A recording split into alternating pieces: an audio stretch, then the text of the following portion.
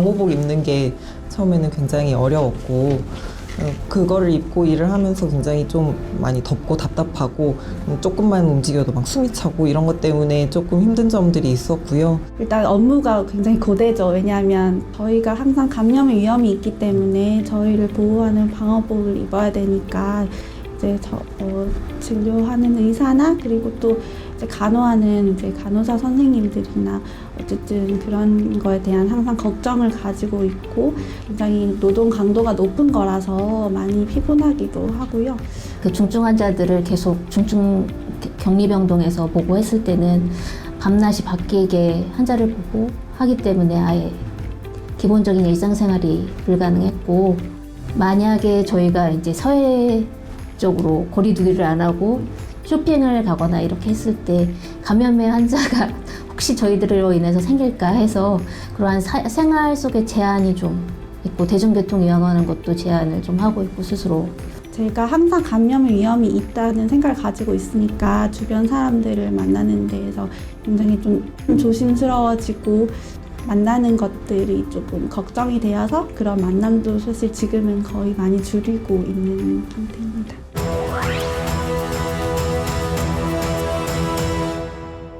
독거노인은 아니지만 어쨌든 이제 나이 많으신 이제 어르신 부부가 두 분이 같이 걸리셨고, 어디서 걸렸는지 이제 출처도 모르는 채로 이제 오셨던 분이셨고, 그분 같은 경우에는 뭐 사회 활동이 많으신 분이 전혀 아니신데도 이제 아무래도 뭐 외롭고 힘드셔서 뭐 거리에 이제 돌아다니시다가 걸리신 걸로 추정이 되는데, 그러고 나서 이제 코비드-19에 감염되고 나서는 계속 상태가 많이 악화되셨어요. 모든 이제 그런 침습적인 치료들을 다 했음에도 불구하고 이제 코비드-19을 극복하지 못하고 돌아가셔서 뭐 본인이 뭐 어디 뭐 이제 방역 수칙을 못해서 뭐 걸리시거나 그런 분이 아닌데 취약한 계층인 거죠. 그런 분이 이제 이 사태로 인해서 이렇게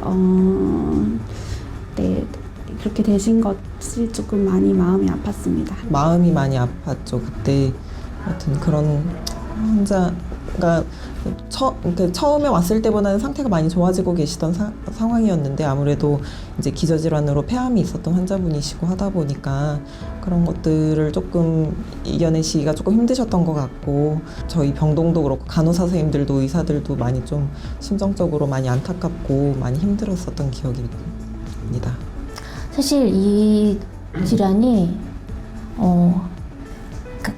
처음에 오실 때 좀 괜찮고 이분은 극복하실 것 같다고 생각되는 분도 갑자기 폐가 나빠지시면서 그 상태가 안 좋아지시거든요. 이제 우리가 좀 완화되고 감염 환자 수가 줄었다고 해서 좀 저희가 좀 해이해진 분이 있었잖아요.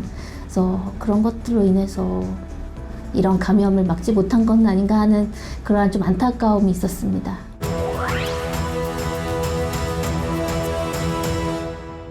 코비드-19에 걸린 환자분들의 경우에는 아무래도 감염 상태에서 임종을 맞이하시는 맞이하시기 때문에 주변에 보호자분도 없고 외롭게 임종을 맞이하시는 거죠. 그리고 또 본인이 이렇게 빨리 이제 임종을 맞이하실 거라고 예측도 못 하시고 상태가 악화되시기 때문에 본인이나 그리고 또 주변의 가족들에게 많은 이제 고통이 될 수 있음을 받고, 그 안에서 이제 그 격리된 병상에서 혼자서 계시는 게 굉장히 정신적으로 많이 힘드신 과정을 겪으시는 것 같고, 병이 걸려서 아프신 것도 있지만 이 병으로 인해서 마음이 아픈 것도 저희가 절대 무시해서는 안 되는 부분이라고 생각을 합니다.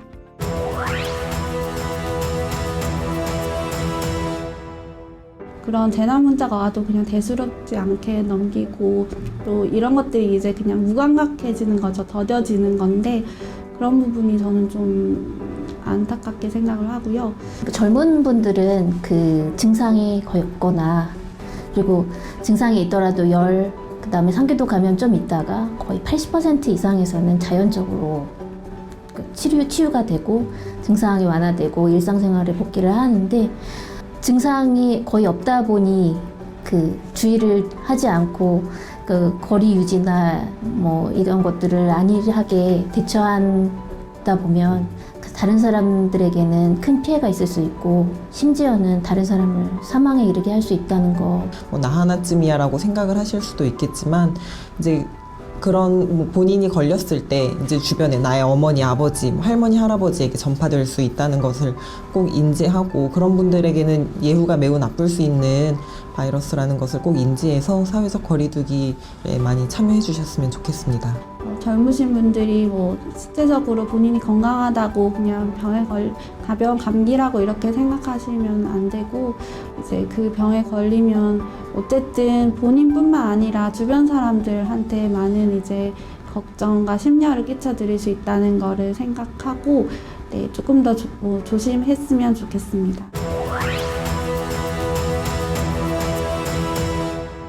사회적 거리두기는 말 그대로 사회 활동을 하긴 하지만 일상생활에서 일상 반경보다 더 이제 좁게 이제 사회생활을 해야 되는 거고 그 대표적인 예로는 다수가 많은 이제 그런 공공장소에 가는 일 이런 것들을 좀 줄이는 거가 있겠고요. 일을 하되 이제 재택 업무를 한다던가 혹은 뭐 미팅을 줄이고 온라인으로 한다던가 이런 방법들이 있다고 생각을 합니다. 가장 중요한 거는 본인이 그거에 대해서 항상 의식을 가지고 실천하는 것이라고 생각을 합니다. 싱가포르에서 그 연구한 것들에서 거리두기나 이러한 그 좀 제약을 두는 것으로만으로 해도 감염의 전파가 99% 예방할 수 있다는 또 논문이 있었다고 해요. 그래서 기본 생활만 준수해 준다면 훨씬 더 피해를 줄이지 않을까 하는 생각이 듭니다.